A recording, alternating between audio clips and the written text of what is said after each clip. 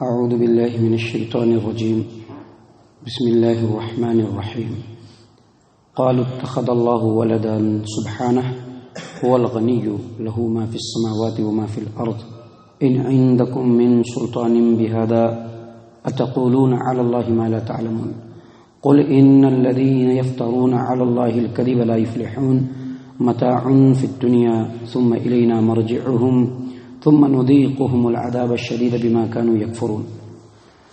اللہ تبارک و تعالیٰ فرما رہے ہیں کہ ان لوگوں نے کہا کہ اللہ تبارک و تعالیٰ نے کسی کو اپنا بیٹا بنا لیا ہے۔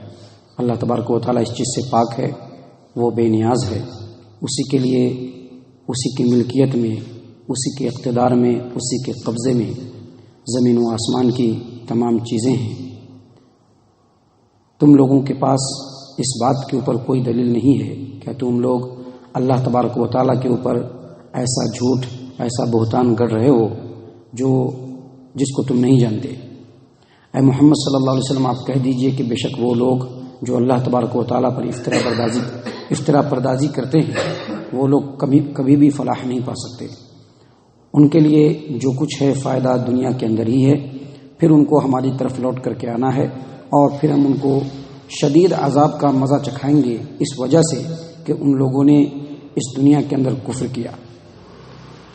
محترم سامعین کرام، سورہ یونس سورہ نمبر 10 اور اسی سورت سے آیت نمبر 68، 69، 70 یعنی 60 پر 8، 60 پر 9 اور 70 یہ 3 آیات تلاوت کی گئیں اور ان تینوں آیات کا ترجمہ بھی آپ کے سامنے پیش کیا گیا۔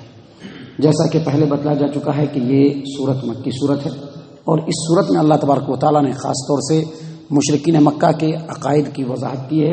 ان کے عقائد کے اندر جو خرابیاں، جو وہ شرک اور کفر کیا کرتے تھے اور جس طرح سے ان کی بدعمالیاں تھیں، ان تمام چیزوں کو اللہ تبارک و تعالیٰ نے اس سورت کے اندر پیش فرمایا ہے اور ڈائریکٹ مشرکین مکہ سے مخاطب بھی فرمایا ہے۔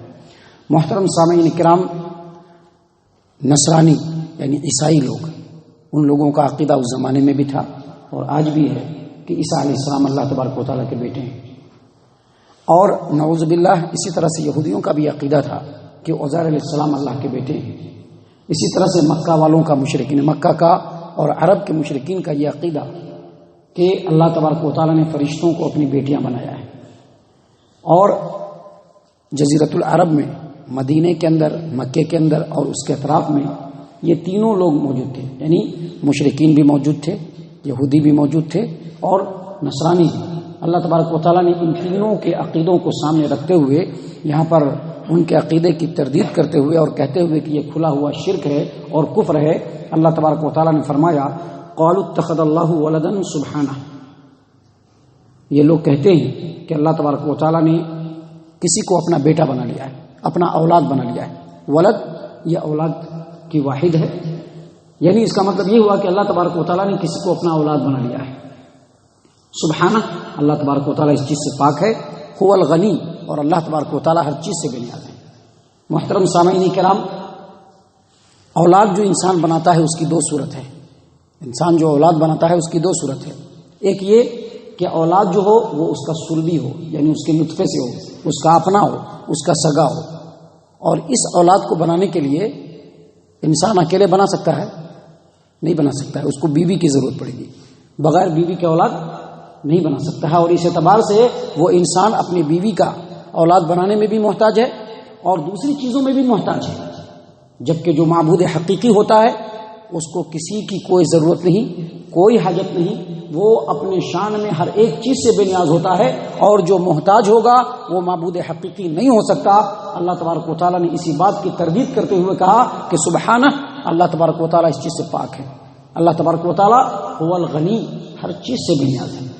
اولاد بنانے کی دوسری صورت جو ہم لوگ دنیا کے اندر دیکھتے ہیں وہ یہ ہے کہ کسی کو اپنا منہ بولا بیٹا بناتے ہیں، منہ بولا بیٹا، جس کو متبنہ کہتے ہیں، جس کو لیپالک کہتے ہیں۔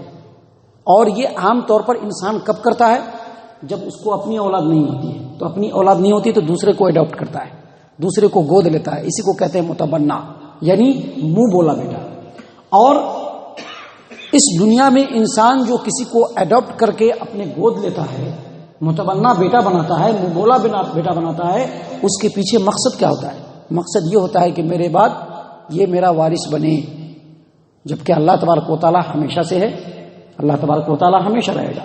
اللہ تعالیٰ کو کسی کو اپنا وارث بنانے کی ضرورت نہیں ہے، لہذا اللہ تبارک و تعالیٰ بے نیاز ہے، اس کو کسی چیز کی حاجت نہیں، وہ کسی کا بھی محتاج نہیں۔ اللہ تبارک و تعالیٰ نے اسی بات کو یہاں پر بیان کرتے ہوئے کہا، قالوا اتخذ اللہ ولدا سبحانہ، یہ لوگ کہتے ہیں کہ اللہ تبارک و تعالیٰ نے کسی کو اپنا بیٹا بنا لیا ہے، سبحانہ، اللہ تبارک و تعالیٰ ان تمام عیبوں سے بالکل پاک ہے، هو الغنی، اور اللہ تبارک و تعالیٰ ہر ایک سے بے نیاز ہے، کسی کا بھی محتاج نہیں۔ محترم سامعین کرام، آگے اللہ تبارک و تعالیٰ اسی آیت کریمہ میں دوسری دلیل پیش کر رہا ہے۔ اللہ فرما رہے ہیں لہو ما فی السماوات و ما فی الارض، اللہ تبارک و تعالیٰ کی ہی ملکیت میں، اللہ تبارک و تعالیٰ کے ہی قبضہ اختیار میں، اللہ تبارک و تعالیٰ کے ہی کسٹڈی میں آسمانوں اور زمین کی تمام چیزیں، جتنی بھی آسمان میں چیزیں ہیں سب کا مالک کون ہے؟ اللہ تبارک و تعالیٰ۔ جتنی بھی چیزیں زمین میں ہیں سب کا مالک کون ہے؟ اللہ تبارک و تعالیٰ۔ بیٹے کا مالک باپ نہیں ہوتا ہے، بلکہ بیٹا کیا ہوتا ہے؟ وارث ہوتا ہے، غلام نہیں ہوتا ہے۔ ایک غلام ہوتا ہے وہ بھی انسان کے اندر میں ہے، اور ایک بیٹا جو ہے وہ بھی انسان کے ساتھ ہے، لیکن بیٹا غلام نہیں ہوتا ہے بلکہ بیٹا وارث ہوتا ہے۔ بیٹا ہمارا اتراادھیکاری ہوتا ہے، بیٹا آنے والے زمانے میں ہمارا جانشین ہوتا ہے۔ اللہ فرماتے ہیں کہ اس روئے زمین کے اندر اور اس آسمان میں جتنی بھی چیزیں ہیں وہ اللہ تبارک و تعالیٰ کا وارث نہیں، بلکہ اللہ تبارک و تعالیٰ کی ملکیت ہے، اللہ تبارک و تعالیٰ کا غلام ہے، اللہ تبارک و تعالیٰ کی کسٹڈی میں ہے۔ اللہ جب تک چاہے اس کو رکھے، جب چاہے اس کو فنا کر دے، یہ اللہ تبارک و تعالیٰ کے ہاتھ میں ہے، جبکہ بیٹا ایسا نہیں ہوتا ہے، بیٹا ایسا نہیں ہوتا ہے۔ اللہ تبارک و تعالیٰ نے آگے بڑھتے ہوئے اسی آیت کریمہ میں کہا کہ ان عندکم من سلطان بہذا، تم لوگوں نے جو یہ کہہ رکھا ہے کہ اللہ تبارک و تعالیٰ نے اولاد بنایا ہے، کیا تمہارے پاس اس بات کی کوئی دلیل موجود ہے؟ کوئی دلیل ہے تو لاؤ، دلیل نہیں ہے۔ اللہ مزید فرماتے ہیں اتقولون علی اللہ ما لا تعلمون، کیا تم لوگ اللہ تبارک و تعالیٰ پر ایسی بات گھڑتے ہو، ایسی بات بولتے ہو، ایسا بہتان لگاتے ہو، ایسا الزام لگاتے ہو جس کا تم کو خود بھی علم نہیں۔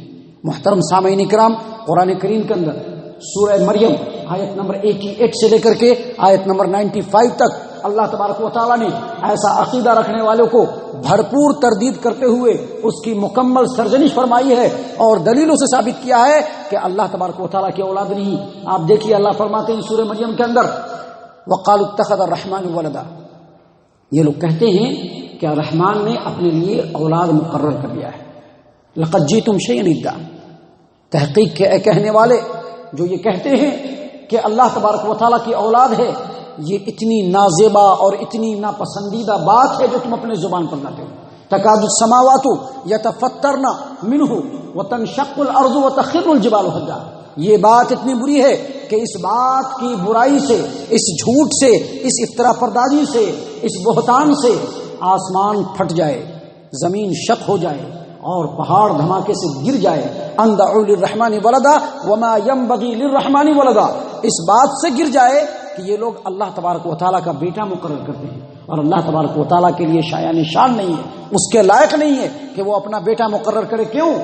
ان کل من فی السماوات والارض الا آتی الرحمن عبدا، کیونکہ زمین و آسمان کے اندر جتنی بھی چیزیں ہیں وہ سب کے سب قیامت کے دن غلام بن کر کے اللہ کے پاس آئیں گے۔ کیا بیٹا غلام بن کر کے آتا ہے؟ نہیں، بیٹا بیٹا ہوتا ہے، بیٹا برابر کا حصے دار ہوتا ہے۔ ہر باپ چاہتا ہے کہ بیٹا ہم سے آگے نکل جائے، تو بیٹا غلام نہیں ہو سکتا۔ اللہ فرماتے ہیں ان کل من فی السماوات والارض الا آتی الرحمن عبدا، زمین و آسمان کے اندر جتنی بھی چیزیں ہیں، چاہے وہ انسان ہو، حیوان ہو، دوسری مخلوقات ہو، چرند و پرند ہو، سب کے سب قیامت کے دن غلام بن کر کے رب کے قدموں کے سامنے حاضر ہوں گے۔ اللہ مزید فرماتے ہیں لقد احصاهم وعدهم عدا، اللہ تبارک و تعالیٰ نے ان تمام کو گن گن کر کے رکھا ہے، اپنے علم کے احاطے میں رکھا ہے۔ وَكُلُّهُمْ آتِيهِ يَوْمَ الْقِيَامَةِ فَرْدًا، اور سب کے سب قیامت کے دن تنہا تنہا رب العالمین کے بارگاہ میں آئیں گے۔ محترم سامعین کرام، آگے اللہ تبارک و تعالیٰ مشرکین کی سرزنش کرتے ہوئے کہتے ہیں کہ جو لوگ یہ کہتے ہیں کہ اللہ تبارک و تعالیٰ کی اولاد ہے، اے محمد صلی اللہ علیہ وسلم آپ ان سے کہہ دیجئے قل ان الذین یفترون علی اللہ الکذب لا یفلحون، کہ بے شک وہ لوگ جو اللہ تبارک و تعالیٰ پر جھوٹ باندھتے ہیں، افترا پردازی کرتے ہیں، وہ لوگ کبھی بھی فلاح نہیں پا سکتے، کبھی بھی فلاح نہیں پا سکتے، کبھی بھی فلاح نہیں پا سکتے، نہ دنیا میں فلاح پا سکتے ہیں اور نہ آخرت میں فلاح پا سکتے ہیں۔ اللہ مزید فرماتے ہیں متاع فی الدنیا ثم الینا مرجعهم ثم نذیقهم العذاب الشدید بما كانوا یکفرون، ان کو جتنی موج مستی کرنی ہے دنیا ہی میں کر لیں، کیونکہ ان کے لیے دنیا میں ہی فائدہ بس، اور دنیا گزار کر کے جب وہ آخرت میں آئیں گے اللہ فرماتے ہیں ثم الینا مرجعهم، ان کو پھر ہمارے پاس آنا ہے، ثم نذیقهم العذاب الشدید بما كانوا یکفرون، جو کفریہ کلمات دنیا میں کہتے تھے، جو کفریہ عقیدہ دنیا میں رکھتے تھے، جو اللہ کے ساتھ کفر و شرک کرتے تھے، ایسے لوگوں کو ان کے کفر و شرک کی وجہ سے اللہ تبارک و تعالی شدید ترین عذاب میں مبتلا کرے گا۔ محترم سامعین کرام، یہ آیات ہیں اور اس کی تفسیریں ہیں جو آپ کے سامنے پیش کی گئی ہیں۔ اللہ تبارک و تعالیٰ سے دعا ہے کہ اللہ تبارک و تعالیٰ ہم تمام کو ان باتوں کے اوپر غور و فکر اور تدبر کرنے کی توفیق عنایت فرمائے، شرک و کفر سے اللہ تبارک و تعالیٰ ہر حال میں محفوظ رکھے، توحید کے اوپر اللہ تبارک و تعالیٰ قائم و دائم رکھے، جب تک زندہ رہیں اہل توحید میں شامل رہیں، جب موت ہو تو خیر کے اوپر موت آئے۔ اللہ تبارک و تعالیٰ ہم تمام کو جنت الفردوس عطا فرمائے۔ اے اللہ ہم تمام کو جہنم سے پناہ دے، اے رب العالمین ہم تمام کو جہنم سے پناہ دے، اے مالک الملک ہم تمام کو جہنم سے پناہ دے، آمین یا رب العالمین۔ وما علینا الا البلاغ المبین۔